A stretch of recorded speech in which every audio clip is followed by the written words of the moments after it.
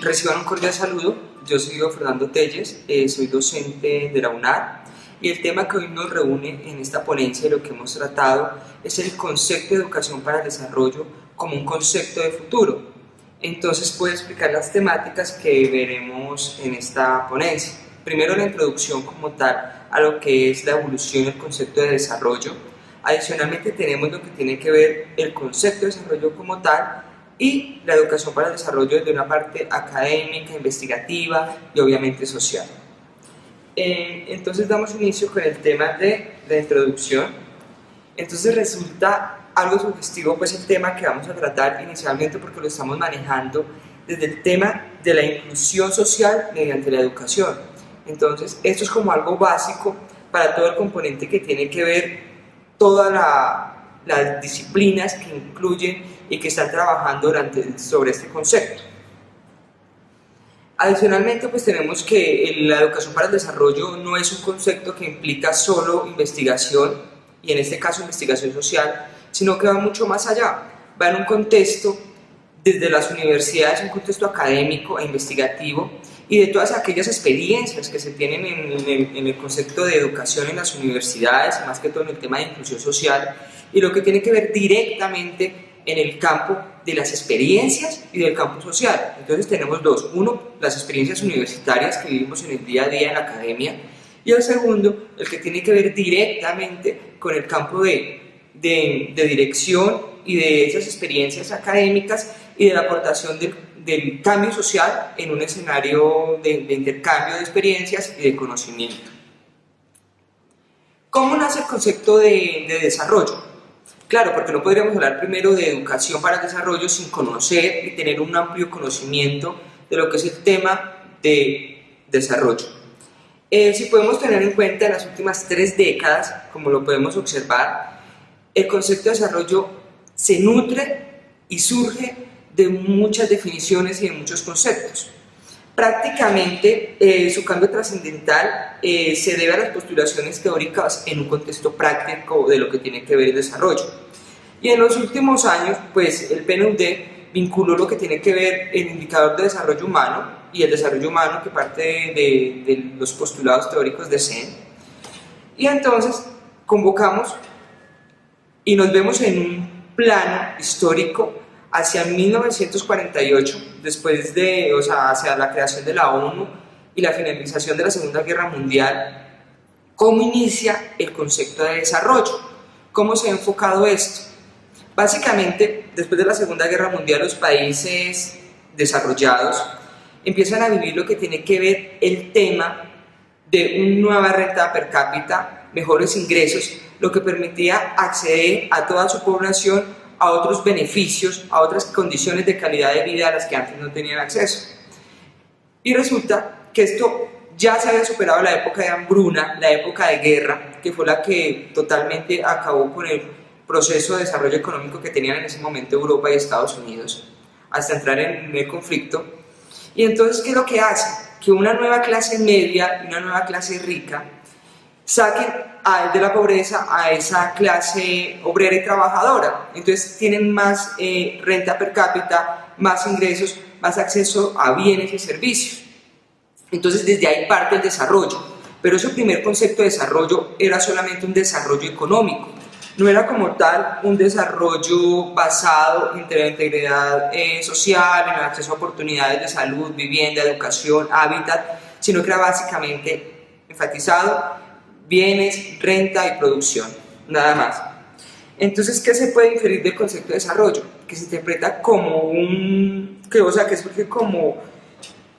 como ese ente que permitía resumir la evolución de lo que era la categoría humana a partir de los ingresos y de la renta. Entonces, si partimos, estos modelos de desarrollo económico no eran viables para los países en vías de desarrollo, ni mucho menos para los países pobres. En este caso, en ese entonces se tenía en cuenta pues, lo que tiene que ver los países de tercer mundo, como se tenía clasificado. Yo creo que sería una más denominación referirnos a eso, sino más en vías de desarrollo. Y todas estas políticas que insertaban tanto del Banco Mundial, ¿sí?, y del Fondo Monetario Internacional, eran políticas que incluían no a la población, sino a ciertos sectores de la población. La distribución de la riqueza nunca se dio, ¿sí? Por lo tanto se enfatizó mucho más en una pobreza extrema, en no inclusión de los diferentes colectivos. ¿Y todo por qué? Porque eran políticas de desarrollo económico de los países desarrollados que se aplicaban a los países en vías de desarrollo. Entonces, obviamente, hacían que los países fracasaran y tuvieran simultáneamente crisis económicas, ¿sí? Y se tiene en cuenta que si hay crisis económicas, pues no se puede hablar de un desarrollo humano, porque prácticamente se habla de acceso a vivienda, a salud, a un mercado laboral para obtener una vivienda digna y poder acceder a diferentes servicios que se tienen actualmente a través de una política pública. Entonces, en ese entonces nace pues lo que tiene que ver directamente hacia los años 80, hacia finales de la década de los 80, lo que tiene que ver el índice de desarrollo humano y lo que tiene que ver directamente con la vinculación que hace el PNUD referente al índice de desarrollo humano, que tiene que ver, por primera vez, se vinculan todas aquellas dimensiones sociales en las cuales está incluido como tal el ser humano, porque por un lado va la economía, ¿sí? Y cuando hay esa producción y cuando hay esos valores y esos recursos, ¿cómo se pueden distribuir para que lleguen a todas las clases sociales a través de las políticas públicas? Y cómo escoger aquella población que realmente necesita de estos recursos para poder acceder a diferentes servicios y a diferentes accesos de, como comentaba, de vivienda, salud, hábitat, mercado laboral, educación y formación.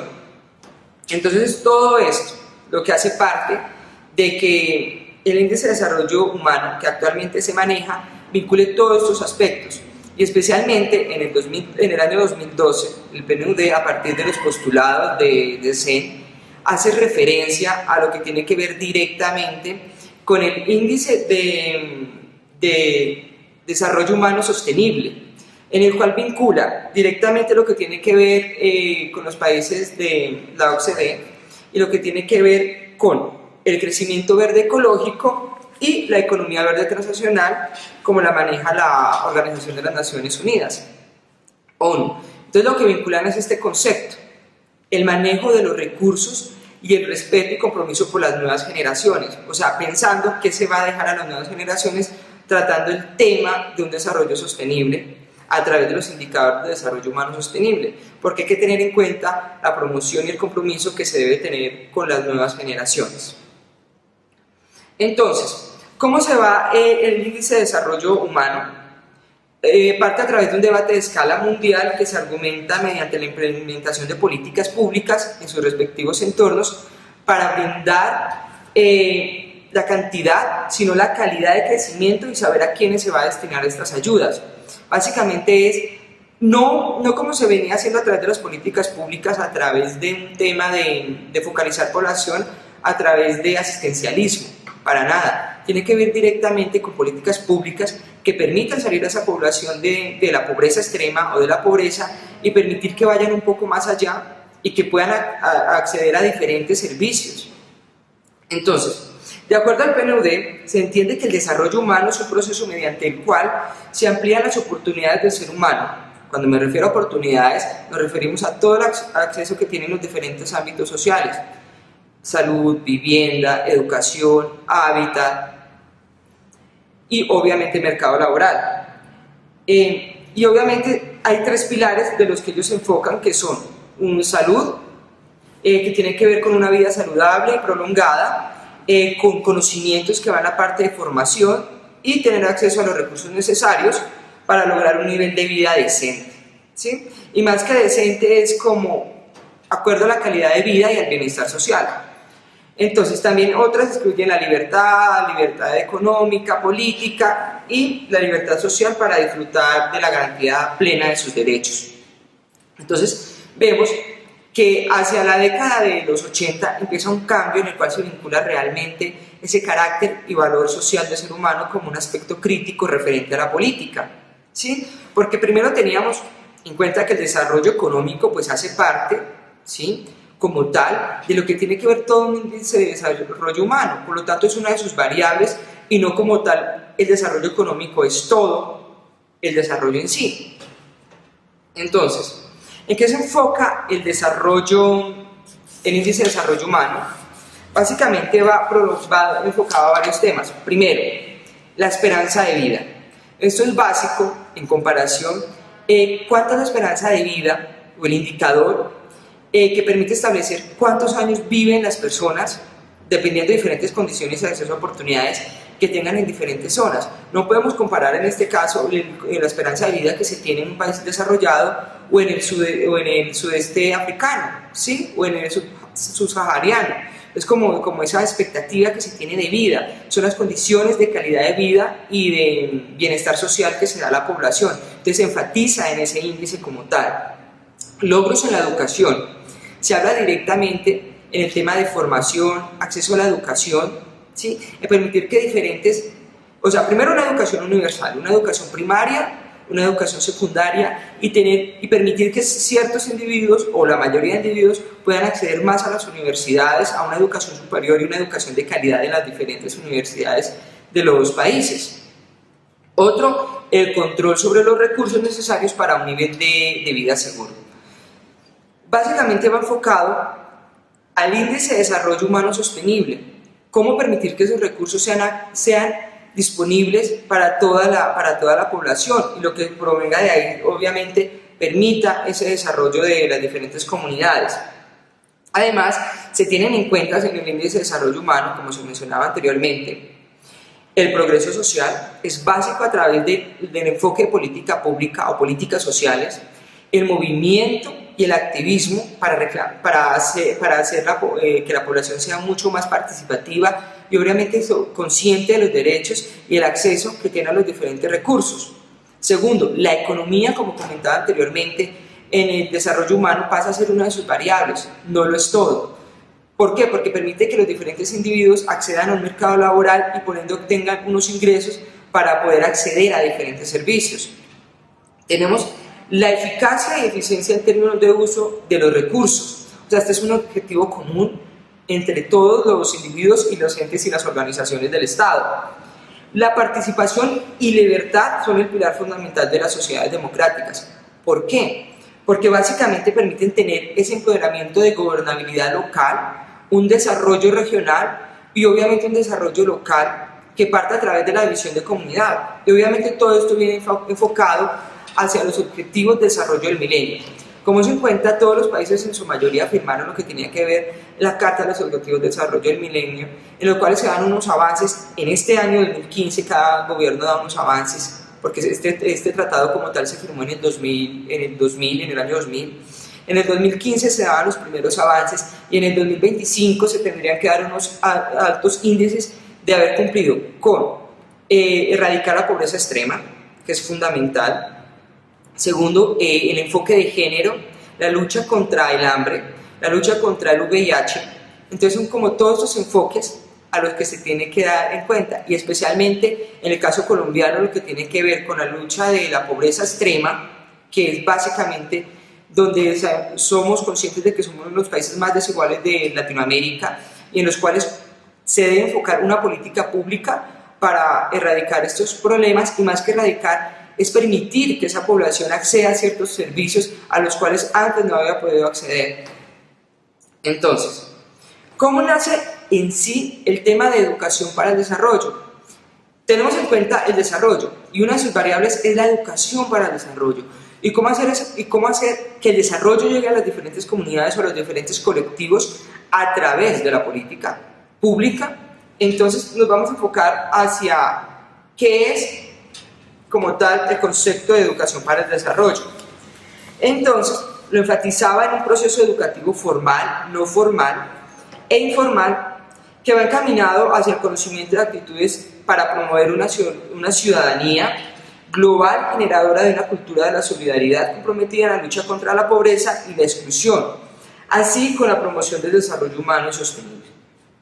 O sea, a través de los mecanismos de formación, ¿sí? ¿Cómo permitir que esta población marginalizada, o que no está incluida en todos estos procesos, a través de estos procesos de formación sean incluidos los diferentes colectivos. ¿Cómo hacerlo? Entonces nos manifiesta diferentes procesos. Primero, lo que les comentaba, lo que era lo conceptual, cómo se concebía el tema de educación para el desarrollo en su lucha contra la pobreza y el tema de exclusión social, o sea, hacer una inclusión, hablar de algo incluyente, de permitir diferentes políticas públicas para que diferentes colectivos de género, ¿sí?, sean incluidos en estos campos. Y obviamente el concepto que tiene el PNUD en el 2010 referente al desarrollo humano. Bueno, entonces hablamos directamente, como lo pueden ver en la diapositiva, el tema de desarrollo y una ayuda eficaz a los diferentes colectivos, y se visualiza como ayuda, como crecimiento y desarrollo. Pero nos enfocamos en este tema y resulta que no puede ser que la ayuda permita un crecimiento y vaya a un desarrollo. Absolutamente no va enfatizado en eso, sino que va directamente a permitir ayuda, lo que se tienen los recursos para llegar a esa población, que como tal sea eficaz para llegar a un desarrollo, teniendo en cuenta la coordinación que es básicamente entre las entidades del Estado, que son las que manejan los recursos públicos, las ONGs y diferentes entes territoriales que se encuentran en los diferentes municipios y gobernaciones, un complemento, o sea, todas las instituciones deben estar enfocadas hacia una política pública que entienda ese enfoque diferencial, porque no es lo mismo, y reitero, una política que se hace en Bogotá, ¿sí?, o diferentemente en una organización, a lo que se tiene en la cosmovisión o respeto o realmente las necesidades de cada comunidad. Y coherencia. Obviamente deben haber planes, programas, proyectos que vayan enfocados a eso. Entonces tenemos en cuenta que la ayuda no va directamente a un crecimiento económico y por tanto a un desarrollo. Es al contrario, la ayuda permite eficacia, una coordinación, un complemento y coherencia para llegar a un desarrollo como tal. Al tener estos componentes en la educación para el desarrollo, tenemos que una ciudadanía activa, formada, informada y comprometida en la promoción del desarrollo y la lucha contra la pobreza. Y la lucha contra la pobreza, ¿qué nos permite? El tema de inclusión. Si hay inclusión, obviamente podemos erradicar como tal el fenómeno de pobreza, el cual obviamente también tiene muchas distensiones y que nos llevaría a muchos debates. ¿Cómo lo hacemos? A través de sensibilización, formación, concienciación o concientización y acción. Esto es un proceso cíclico, es algo que nos permite ver que si hay formación, sensibilización para la población y hay formación, hay conciencia referente a esto, es permitir que diferentes ciudadanos sean partícipes de los derechos humanos, de lo que está planteado en su constitución política y cómo permitir que esto realmente llegue a una acción de los diferentes colectivos a través de la movilización social. Y hablamos de un proceso de educación para el desarrollo como un proceso educativo transformador. ¿Por qué? Porque es global, este enfoque viene manejándose en el mundo en el momento, ¿sí? O sea, es actual, educación permanente, ¿sí? Permite que los diferentes colectivos accedan a él, educación integral, desde diferentes aspectos, desde una educación general que parte a través de, por ejemplo, educación formal, teniendo en cuenta el concepto en universidades, en centros educativos, en centros de investigación. Adicionalmente tenemos el concepto en que se plantea y que va enfocado a no formal, en centros de ocio, entretenimiento, y informal, que vienen a ser las comunicaciones, los medios de comunicación, los mass media y las redes sociales actualmente, en el cual está mucho público objetivo en este momento. Educación problematizadora o problematizante, que permite identificar a través de la investigación social lo que tiene que ver directamente un enfoque de problemas sociales y cómo buscar esas soluciones a través de la educación para el desarrollo. Educación en valores, hacia toda esa escala de valores que hacen parte de la sociedad e identidad cultural de alguna región o de alguna sociedad. Educación para la paz, interculturalidad y medio ambiente. En este último caso, pues viene directamente en el tema del posconflicto, del cual hablamos directamente en el caso colombiano, en el caso que se llegue a firmar la paz. Educación con el enfoque de derechos y de género, fundamental. Permitir el acceso de mujer rural, ¿sí? Tener en cuenta esto, de diferentes poblaciones LGTBI al acceso a educación formal, ¿sí? Permitir que sean a través de la movilización social y la participación exijan sus derechos, o sea, eso es fundamental en el enfoque de objetivos de desarrollo del milenio. En la educación como un multiactor y multidisciplinar. ¿Para qué? Uno, para aprender a ser, para aprender a conocer, para aprender a vivir juntos y para aprender a ser. Todo esto es un enfoque y un proceso cíclico de la educación para el desarrollo. ¿Cómo? A través de una comprensión global del aprender a conocer, de lo que es, de lo que se puede hacer. Formación integral para aprender a hacer. Un cambio social de cómo podemos generar a través del movimiento social y a través de la exigencia de políticas públicas que tomen en cuenta las necesidades de los colectivos y de los diferentes enfoques de género, de los diferentes colectivos como tal, y la comprensión social de cómo aprender a vivir juntos a pesar de las diferencias. Entonces ahí es donde juegan un papel importante las minorías y los colectivos. Entonces, aparte de eso, la educación para el desarrollo se enfoca en 4 dimensiones no excluyentes e interrelacionadas que van enfocadas en cómo, en la sensibilización, ¿mediante qué? La educación. ¿En qué principios? Permitir el acceso de género, ¿sí? Es fundamental. La lucha contra las diferentes enfermedades que puedan suplir o que afectan a diferentes colectivos, ¿sí? Enfermedades que en algunos sectores o países desarrollados ya están totalmente erradicadas, pero en este concepto aún se siguen presentando, más que todo en los países africanos, los cuales viven sus propias necesidades. Entonces, todos con un concepto de permitir, a través de la educación, permitir esa formación y permitir que diferentes públicos no sean excluyentes, sino que permitan incluir a otros colectivos y minorías. Información sobre el desarrollo, básicamente conocer qué es el concepto, hacia qué nos puede llevar y cómo permitir que los diferentes colectivos a través de los 3 niveles de educación, tanto formal, no formal e informal, se beneficien de estos. Investigación para el desarrollo, pues básicamente nace desde las experiencias y obviamente parte de una investigación social, ¿sí? Del componente de investigación social a través de la acción participativa que permita conocer las características y las necesidades de cada población. Reitero, no es lo mismo una política pública que se desarrolla con el conocimiento de la población o de diferentes ciudadanos a una política pública que se basa sobre cimientos de no conocimiento.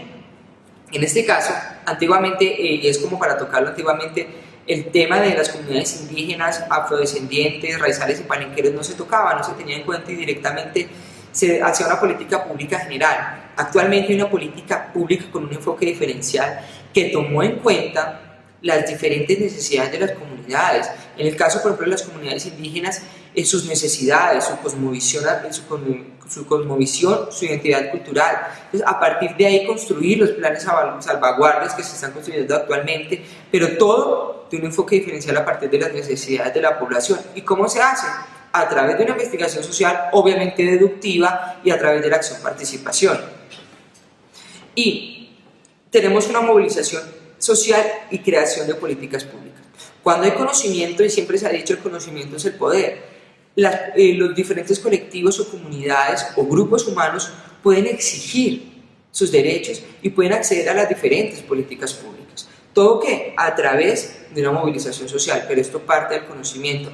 Entonces es fundamental en la invitación de hoy y a través de estas experiencias que hay en sus universidades como permitir ese cambio social, o sea, hacer una educación que parta de la educación de inclusión social y cómo permitir a través de los diferentes agencias de desarrollo, de los observatorios, permitir ese enlace o esa interrelación entre los diferentes colectivos para llegar como tal a un enfoque de desarrollo.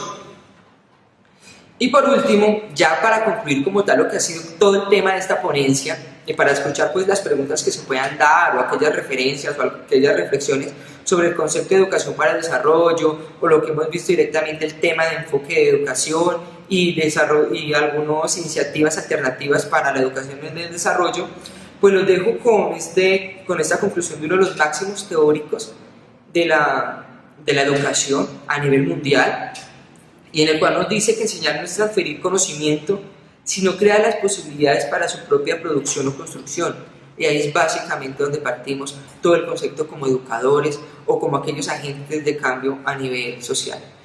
Bueno, muchas gracias y hasta pronto.